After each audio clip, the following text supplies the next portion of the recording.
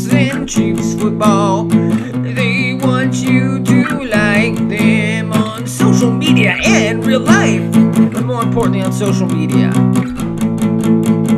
Trenton and Ryan. It's a Trenton and Ryan. It's a Trenton and Ryan. The Trenton and Ryan Show. The Trenton and Ryan Show. Watch out! What's up, man? How you doing? Good, man. Good. I feel like I want to be an NFL quarterback. I don't, but I do want that quarterback money. They make like what, a couple million a year? No, more than that. More than that. You get that. You can get that. I want that sweet Chase Daniel backup quarterback money where you just get paid to hold a clipboard. Millions and millions and millions of dollars. Man, I would pay just to be Casey Wolf, if I'm going to be honest with you. I just want to get in that mascot suit and just run around like an idiot. Because at least it's cold during that time of the year. That's true, but you get beat up a lot. Yeah, and you have to, Yeah, but at least you look cute. But anyway, man, we got a lot to get through, Ryan, today. So much to cover, man. We got some breaking news. What are we going to go over?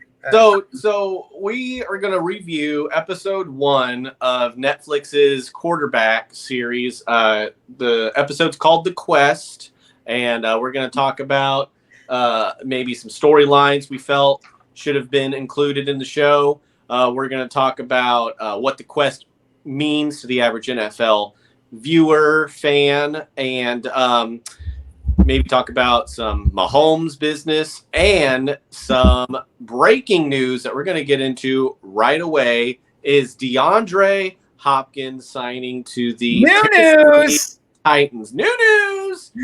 Oh, man. So what took so long, and what's his quest going to end? Well, okay, so I'll tell you what DeAndre Hopkins' quest is going to end. It's going to end with him getting a lot of money and then not a lot of receptions or wins. Maybe, I think he'll be okay, but the Titans it doesn't matter. Like, they're still not making the playoffs. They may make the playoffs, but he's not going to boost them to Super Bowl or level of you're still going out in the wild card round, guys. You're still going out in the first round. You still have Ryan Tannehill as your quarterback. Will Levis is probably going to be your backup quarterback. So you could have, they had Brown. Gosh, I forgot his name from the Eagles. A.J. Brown? A.J., yes. Goodness, thank you. A.J. Brown, yes. And they gave him up. I don't know why they gave him up to the Eagles. So, stupid. But it was now they got another guy, another wide receiver number 1. So I just don't think that really helps the team. It's like, it sure does, but you still have to have a quarterback who's decent enough to get you the ball. And even with the Chiefs, with Tyreek Hill, and you notice that he's kind of being he's trying to all about getting his and not really about the team. So you wonder why, because when you get to these, and I'm not saying that Hopkins has Hill's mentality, but you wonder how much, like, is he really about getting his more than the team and at the expense of the team? Because I feel like that Tyreek Hill actually was more about getting his receptions and yards than helping the team out to actually win. And whether that's good or bad, I don't know. I feel like that when you win, there's enough success to go around, or there should be. So, right. No, I agree. I think whenever you put legacy first before yourself, it's a lot of delayed gratification. You don't know how it's going to work, but God always provides and gives you everything that you need, no more, no less. And I think with DeAndre Hopkins and his situation, he just wanted to chase the bag, and he's going to get a lot of money, no doubt. And I'm very happy for him. And that just means that Brett Veach is going to do something even crazier that we don't even know about yet. Well, probably not. I mean, like you said last year too, he did that. I mean, you said he's going to do something, and it may be in midseason or something. But I think the Chiefs are kind of set at wide receiver. I agree. And what does it mean for the Chiefs that the Hopkins is, and they were never going to sign Hopkins for that? How much money that the Titans got him? Was it 2 years? What, $34 million? Something like that. So they were never going to approach that. They shouldn't approach that. They got their receivers. They still got Kelsey, Nuno's, and then So they got Sky Moore. They got Kadarius Toney. They got the receivers that they drafted. They got the Ross brothers. Yeah, Justin. Well, we'll see if Justin Ross will make the team. Yeah, and then they got Rashid Rice. Yeah, Rashid Rice. Gosh, I'm like blanking on everything now. There's too many to keep track of. I'm not gonna lie. They got are gonna make it past training camp too. They got MVS too. They still got MVS, who is a good 3 or 4, 2 or 3 option. I think that what Kelsey Gramere is obviously going to be your number 1 target. And obviously teams haven't figured out how to stop him yet because he just runs whatever route he wants to just to get open. He doesn't really follow any playbook. And then you got Sky Moore, you got, hopefully Kadarius Toney can stay healthy, and then MVS. So I think they got a decent amount of receivers right now that they don't need a big time number 1 guy who's going to demand the ball every chance. Right. Yeah. So, yeah. No, I agree. With everything you said, I think that the wide receiver room is very competitive, even though there's not a lot of A-list names on there. We got a lot of folks deep, and there was like a Jets defensive lineman or something that got his contract signed like Thursday or Friday, so that means they're working on Chris Jones's contract extension potentially. And so, we signed Kadarius Toney sometime in the midseason last year. So I feel like, something's going to appear down the line. We don't know what it's going to be. I don't think Veach knows what it's going to be yet. Here's what Veach does. He does what Veach does, yeah. Veach, he goes around and he looks for other teams' people that they drafted, other teams' players they drafted in the first round that maybe have been underachieving, and he'll try to get them. That's what he did with Toney. He's done that several times with cornerbacks.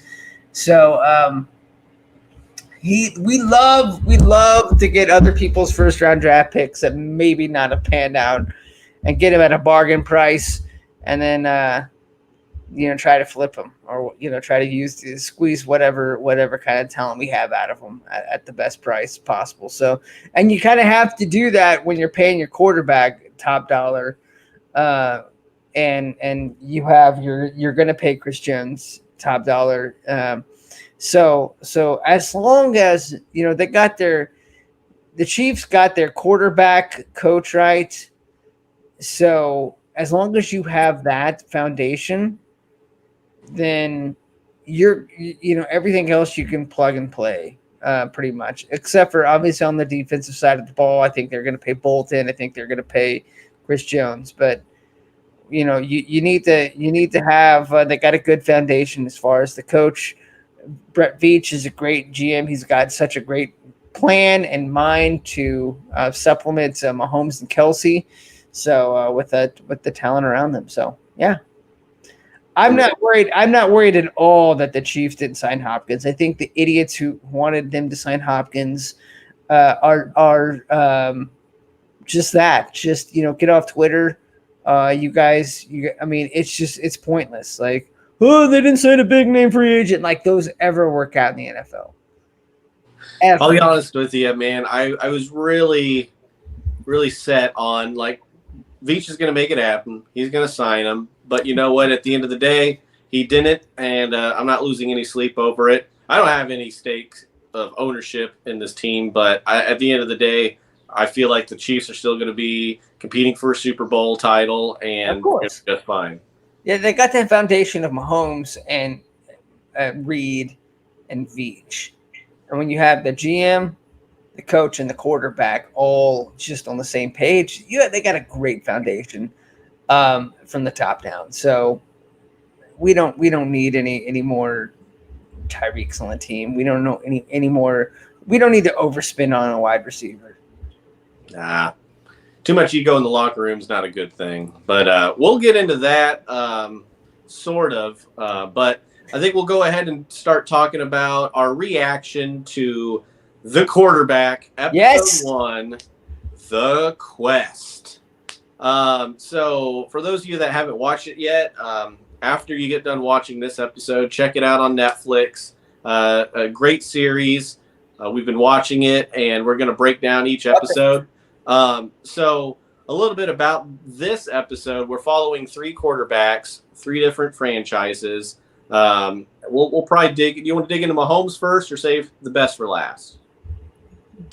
We can do whatever. Obviously, we what drove us to watch it was Patrick Mahomes because he's a Chiefs guy, and the fact that they got him in this during his Super Bowl MVP run was just incredible. So it's a fascinating watch.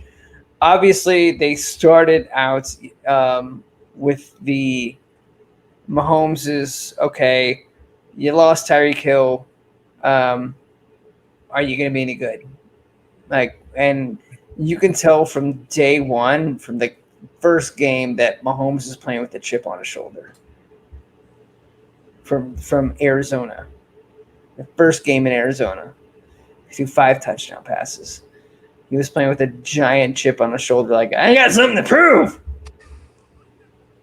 So, yeah, and boy did he! Oh man, it's so cool. So Mahomes is just a special player. I don't really even know how to describe his style other than he's just a freak of nature and a daggum stud. You know, yeah. I personally don't think being a dual threat quarterback is very sustainable. I mean, you see it all across the league. Where's Cam Newton? Josh Allen. We've seen his capacity and what he can do.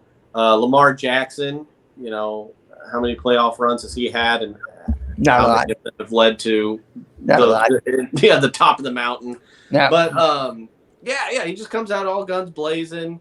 He's got a hell of a team around him, and I think just Mahomes just elevates those around him, and he's just really a guy to play with. Right. No, so, he seems like he's such a competitor, and we can, like I said, we'll obviously going to start the majority of it talking about Mahomes, but he's such a competitor. It's just got that fire in him, and I mean, obviously, so.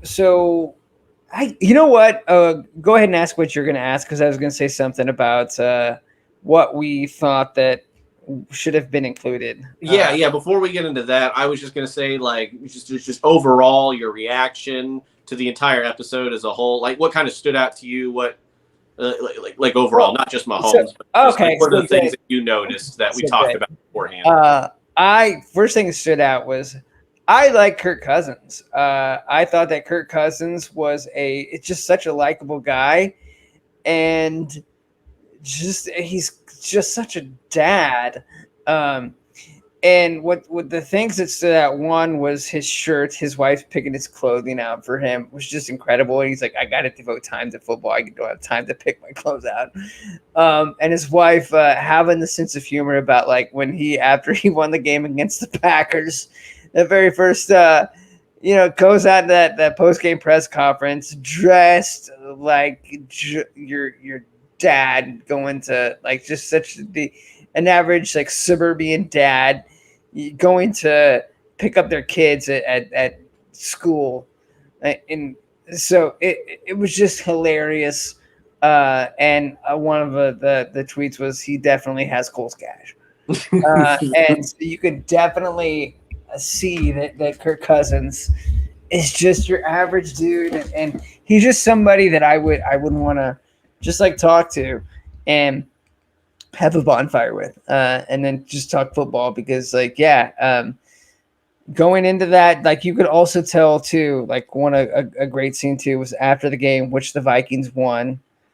Uh, they or not Mahomes, but Cousins was after spending time with his family was still lamenting a missed pass that they had he had and they won the game. That's the most important thing, but he was still lamenting that how he missed the receiver, and it was fascinating to me because I just thought that that's that, like, out of all of your successes, you're still, what gets you is your failures, and what you think about and what you dwell on are your failures. And it's still fascinating why. Well, and I think that just the bigger picture is, why do we do that even as a society too? So that's what I took away. So one, I like Kirk Cousins, and two, um, the quarterbacks dwelling on their failures more than the successes. So That's awesome. mm-hmm. Thanks for sharing that, Ryan. I like Kirk Cousins too. I found him to be very relatable and super humble, and I think that's really what gets you far in all aspects of life, is being hungry but staying humble, and it's a balance of those two things. I wrote down on there, like, yeah, I shop at Walmart and look at the clearance racks too. So Yeah, let's do the clearance. Yeah, he's got the clearance racks at Kohl's and Walmart, and good for him, man. Like, he yeah, I drives live in Warrensburg, Missouri, so Kohl's is a little too high class for me, man. I gotta go travel for that. I guess you can order online, but who's got time for that? Well, but your point is, though, is that, hey, Cousins he's smart with his money, not saving his money, not spending it on stupid stuff. Yes, so sir. You have to take care of your family, and Cousins seems like he's a good dad. Yeah. So. Yeah, you got like 6 kids. That's crazy. Like 6'10". I don't know, but like, there's a lot. That's mouths to feed. But yeah, no. What stood out to me also was Marcus Mariota, not Mariota, like I've been calling him. Mario. Okay. Like, it's a me, Mariota. Hello. Yeah, even the announcers mispronounce his name. So, yeah, it's just a common thing. But I like this guy a lot. I don't like the team he plays for. But I do too, yeah. His team boring, but he had a humbleness to him as well.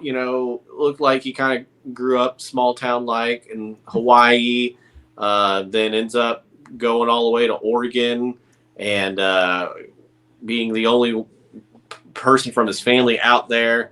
He goes to make something of himself, but really likable guy. But I wonder, how many more chances is the NFL going to give this dude? Like, well, you'll have to watch further episodes because it gets weird. That's crazy. I've only got 2 episodes in, man. Don't ruin it. Oh, I'm not going to spoil anything for you.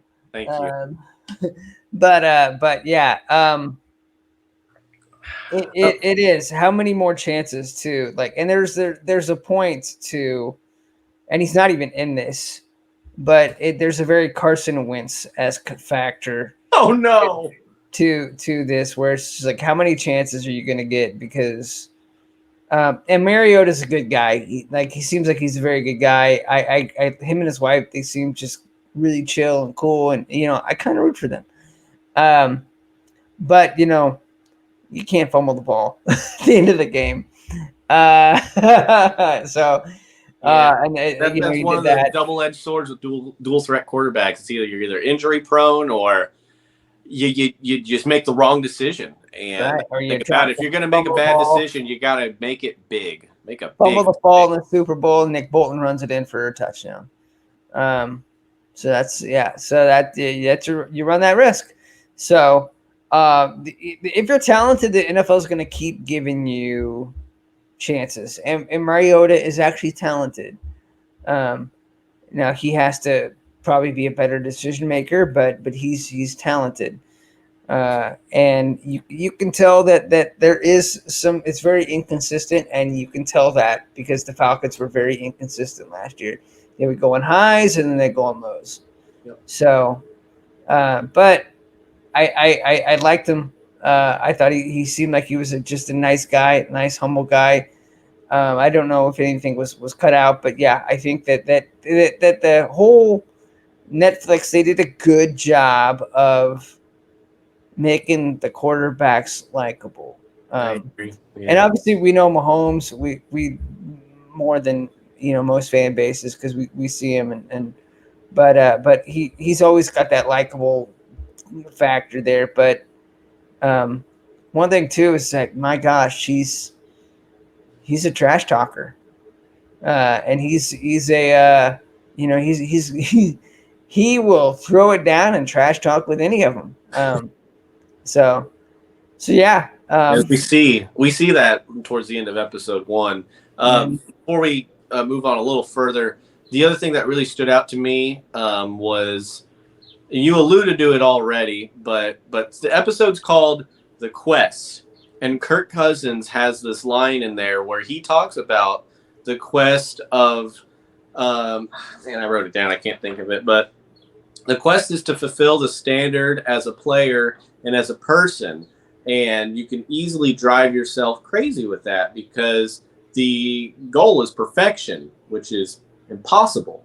You can't be perfect in every game. You're going to make mistakes. And so you got to take the best and leave the rest. So this quest to be going to the Super Bowl year in and year out is a very, very difficult task to do. And only the best 2 teams can make it that far. And so we were very fortunate that they picked Mahomes, and that we get to be Chiefs fans talking about it right now, because right now is like the golden age of oh my God, Chiefs fan. the golden age. Yeah, I mean, it's just we're living in the best years. And it is interesting that you brought up Kirk Cousins with the quest, because he, if you notice, he talks to a what they have a mental health doctor there, that Kurt he talks to, and he goes to, and he sees, and he just to talk to somebody like that, and to there's a lot of scenes there where it's just Kurt talking to the guy, and not the guy actually giving advice, but Kurt talking to the guy.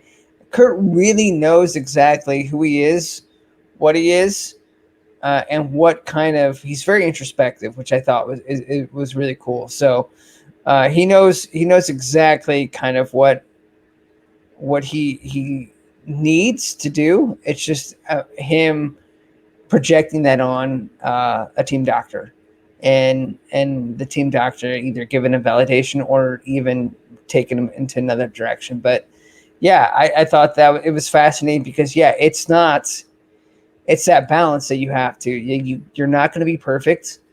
You're not going to be, you're not going to win every game. And then also, how much of that is social media plays. And I think Kirk Cousins does a good job of staying off of social media and not letting that like get to him. So I just applaud Kirk Cousins for having that balance, because I think he does, and I think that he maybe doesn't give himself enough credit for that, as he should. And I think that actually this documentary will help people actually maybe appreciate him more. Yeah, no, yeah, totally right. Really likable guy, because it's very easy to focus on the wrong things, and to actually have somebody there just to be a professional listener, and just say, no, this is what you need to focus on. I think that's one of the reasons why he stayed so mentally strong and focused. And you're leading an entire team, you're the franchise quarterback, and a lot can derail it. But that's some of the stuff that I took away from it, other than a bunch of Mahomes stuff that they left out, but we'll get into that later. But, while we're talking about the quest right now, what does the quest look like for the average NFL fan? Because, we could go to the direction of like the quest for the player, but they kind of address that. Everyone's trying to go to the Super Bowl. It's pretty simple. Every year you're rebuilding and doing it again. You're trying to find your identity, and it all looks different, and we get to see the final product. But What about an NFL fan's quest? What kind of highs and lows can they experience? Well, yeah, that's. I would say it depends on what your expectations for the team are. So, for instance, the quest for us Chiefs fans, because we're living at a high right now, than higher than we've ever imagined. Um,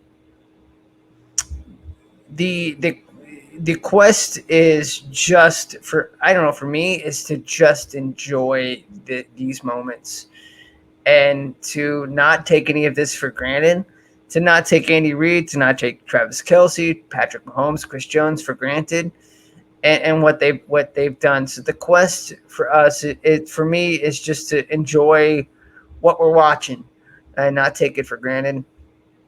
Um, Now, I think that, like, let's say you're a Bills fan. Uh, your quest is, there's a lot of pressure on the Bills this year.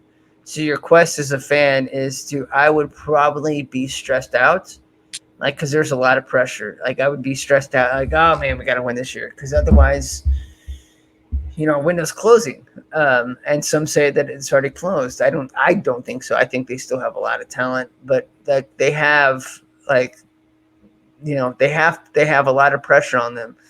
So the fans are probably going to be a little bit more nervous as a Bills fan than you are a Chiefs fan, because there's no pressure. We're just kind of enjoying the moment, enjoying the fact that we get to watch the best player and the best coach play football.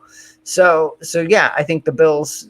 It just depends on where you're at, what team you cheer for, but if you're a Falcons, or even, like, let's say, like a Panthers fan, when they're just rebuilding, you're probably still enjoying the ride. You're just like, okay, let's just enjoy this season and watching the rebuilding process.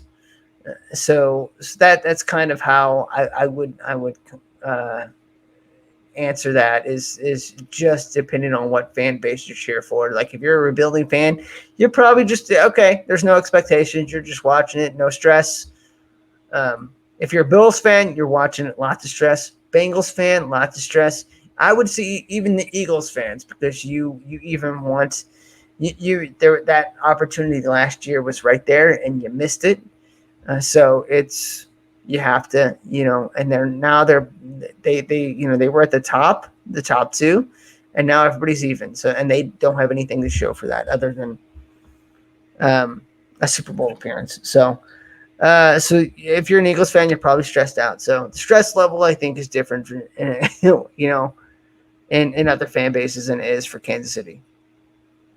No, yeah, bring up a great point.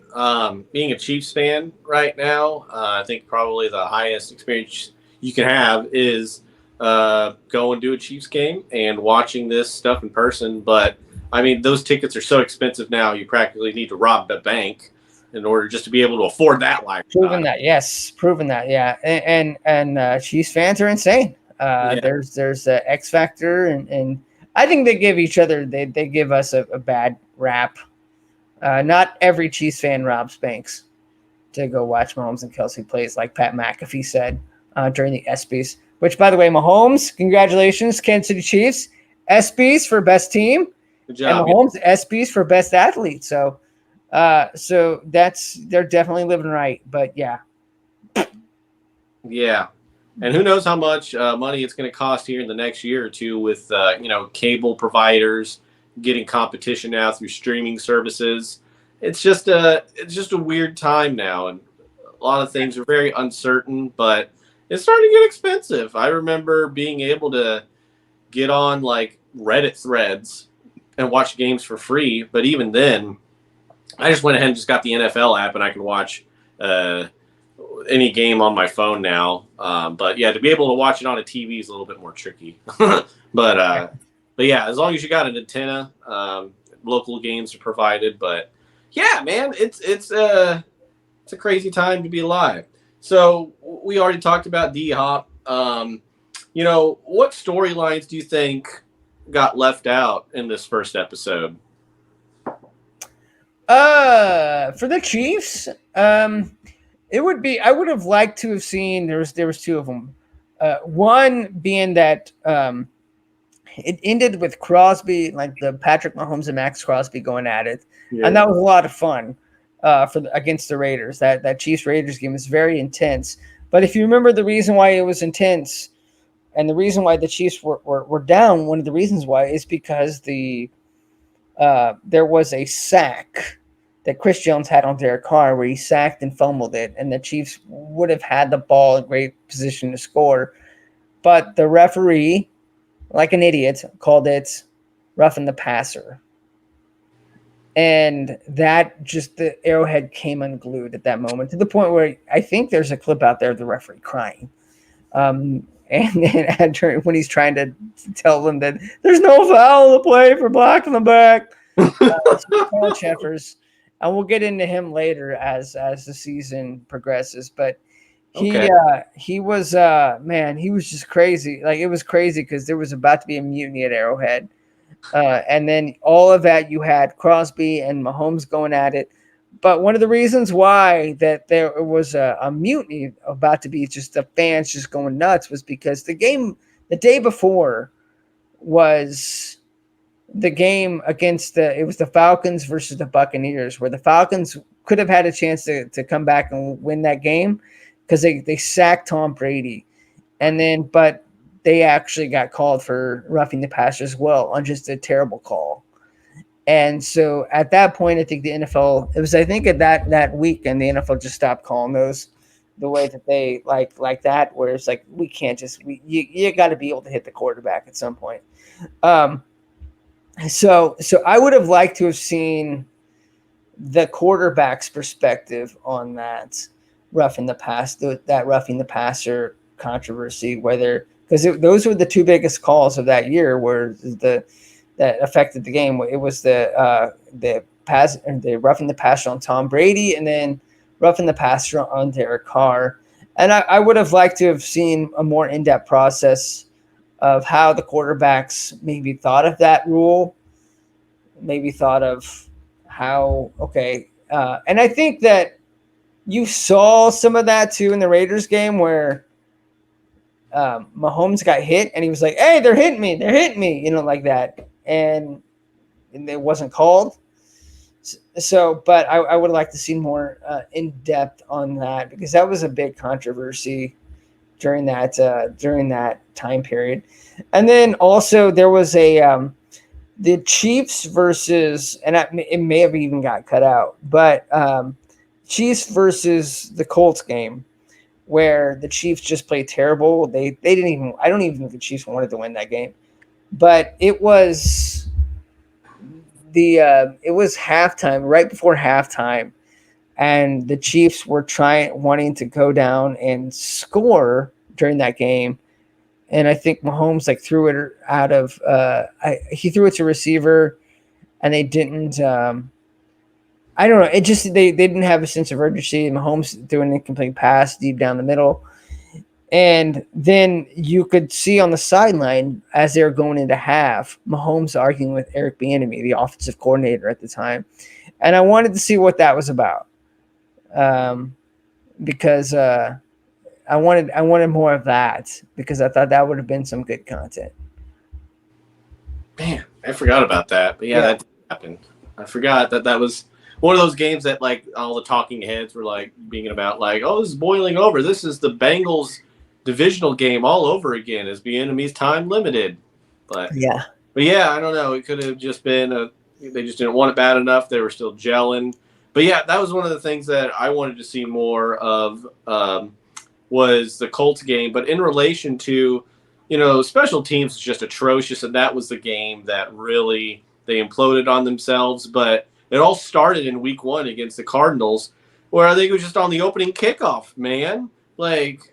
Harrison Butker slipped on the grass. The field conditions were terrible. That'll come into play later, yeah. Not even just the Super Bowl. People were still complaining about it, but, he falls and injures himself and is out for over half the season.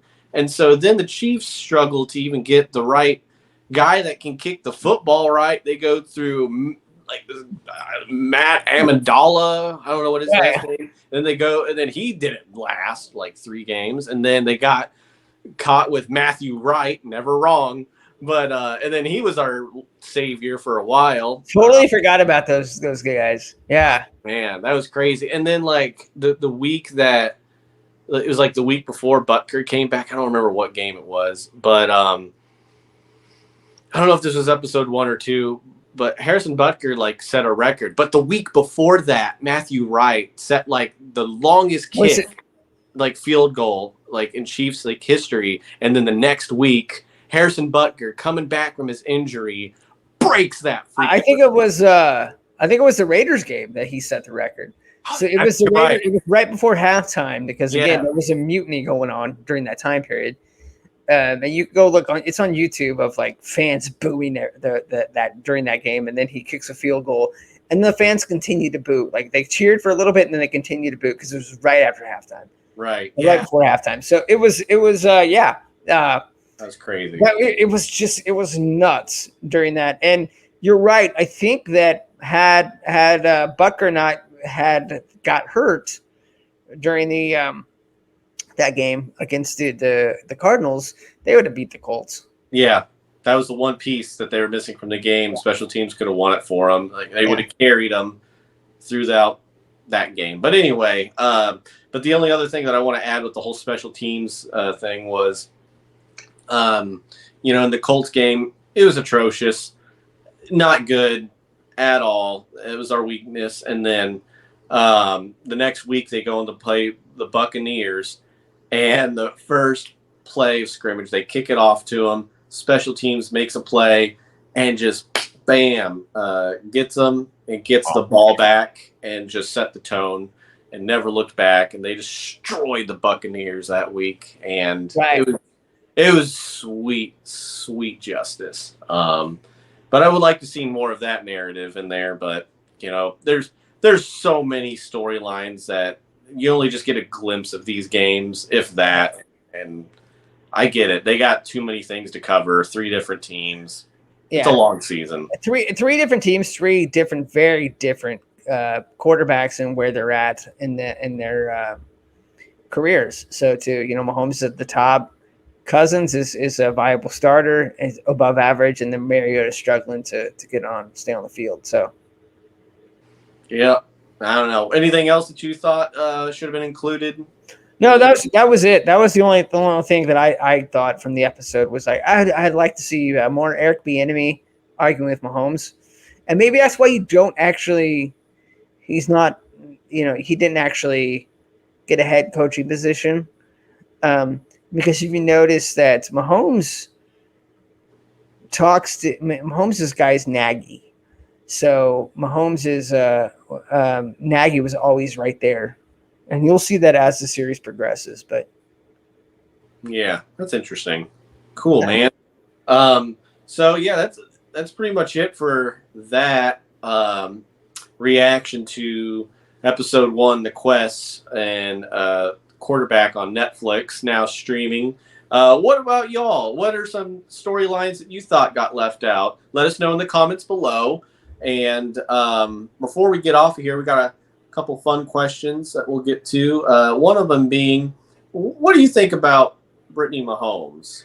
Okay. A lot of people find her to be annoying. I don't think that's the case, but what do you think, Ryan? No, I'm not as annoyed by her as most people are. And I it's fascinating. I get that, like, she's kind of very boisterous with the cheering, and she's very active on social media, so maybe that's why she's annoying people. Oh my gosh, she has an opinion. Heaven forbid. So yeah, and she cheers for her husband. That's terrible. Ooh, God forbid. Wife. Ooh. I the only thing that I can think of is people always point to her pouring beer on the fans after the Buffalo 13-second game, champagne point. But I mean, I don't. I don't know. I mean, like, if that's okay, I guess, but it's not, to me, that's like not that big of a deal. It's party time, bro. They would have, people aren't going to like her regardless. Kirk Cousins had the quote of like, what was it? If I walked on water, the critics would say it's because I can't swim or something like that. And that's how it is with Brittany Mahomes is that she could do anything, and that she'll always have her critics, because I think people are, there's some jealousy there, but I think that just people don't, they find her annoying because she's very active in her in her support of her husband, which I just is like, listen, yeah, you support your husband, that's cool. Like, okay, she seems like she's a pretty good mother, a good I don't know, she's like, she's got a good head on her shoulders. I think that just people, I think she's very active on social media, and that's why people find her annoying. And the fact that she's, cheers boisterously for her husband, but that's just that's it's a weird hill to die on here. Right. No, yeah, I agree. And it's such a low hanging fruit too. It's like, yeah, she's annoying, isn't she? And people don't even know why.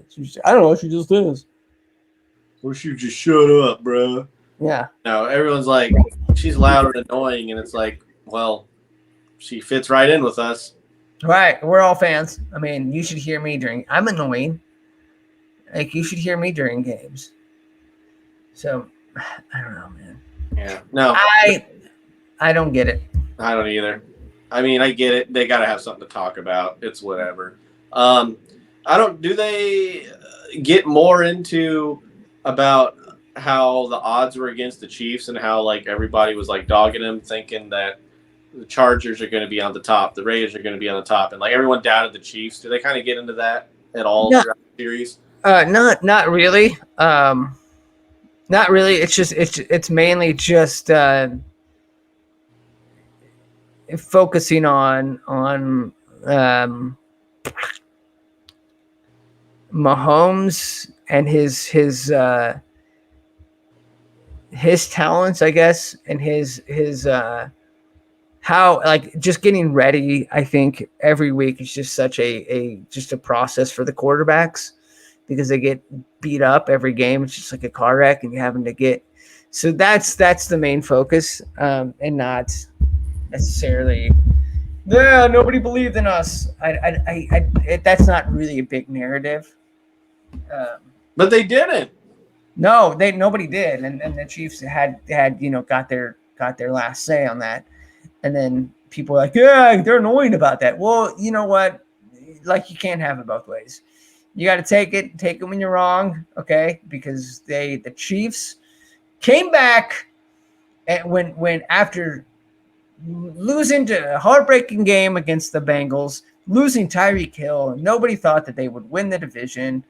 Some even said they would miss the playoffs, Bart Scott, and they won the Super Bowl. So yes, the Chiefs are gonna take their victory lap. Take it right. That's awesome, man. Well, I think that about does it for this episode. What about you? Like, do you find Brittany annoying? No, not really. I think she's a very very strong woman and great business owner. You know, they're building a soccer stadium out here for the Cape Current first women's professional soccer league, and I think that's freaking awesome. But yeah, they're very involved in the community, and it's a weird hill to die on, man. Yeah, I know. I think that, she stays out of trouble, and that's nice. I think she's calmed down too. Like, I don't know who talked to her, but I think that her antics have kind of mellowed out over the past 2 years. But yeah, I think like motherhood will do that. Yeah, it will. Being a parent will do that. Yeah. No, I liked especially in episode 2, and we'll get into that more later, them going to Kearney Farms before they open up and just, bonding as a family. I like how her and Patrick give each other a hard time. Oh my gosh, do you remember like in the first episode where like Mahomes is like freaking out on the dogs while like she's being interviewed? Yes. That was such a family dad move, and it was hilarious. It's like, yeah, did you hear them? Like, yeah. Oh, they were trying to kill each other. Yeah. And so that was such a relatable moment right there. Was him yelling at his dogs in the back, and his in his backyard there, and I was like, yes, that's it's hilarious. So, yeah, I just was like, it was. I think that him and Brittany are good for each other. So Yeah. Well, and like they talk about like how they're like high school sweethearts, and like he was more into like the friend zone, but I don't know. They just seem like really good people, and they got their morals right and their right, priorities straight. And I wish them the best. I really do. They're good for Kansas City. definitely. And, hopefully, they continue to prosper and continue to build greatness. Right. No, absolutely. Yeah. So I think that and I think Brittany does a good job of ignoring the haters. It would be difficult, especially when you're that online, have that much of a presence online, and most of the haters are faceless people on Twitter, who think you're annoying. But yeah, it's just something that it's sad that people can't just let things go, and people always have to nitpick on certain things. And if you're gonna complain about something, being too big of being a fan, being a big supportive wife is not something that it's not on my top list of things to complain about. That's awesome. Well, cool, man. I think that about does it for the Trenton and Ryan show. Talks about Chiefs football, reaction to the quarterback on Netflix. Check it out, man.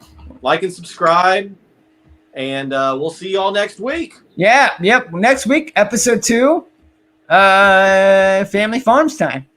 Yahoo! Deuces.